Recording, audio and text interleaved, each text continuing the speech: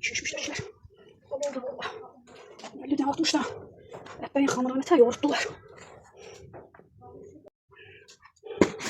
Yine de yine balası.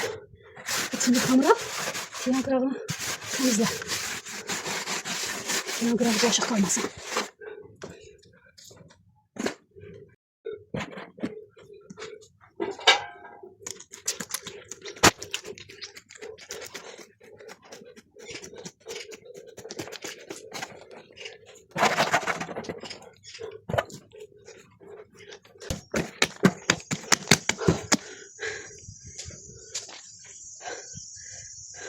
Halal olsun xalqın gəlinlərinə.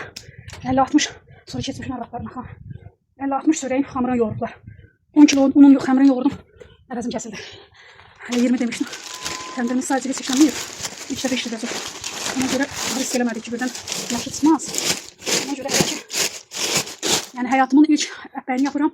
Təndirin də ilk əppəyini mən yapmış oluram. Allahları çəkin artırsın. İnşallah başın yolu üzə çıxasılar. Hamuru altdan süfrək, üstdən kuyonka. Üstündən də yenə bastırırıq ki, tez acısın. Elə.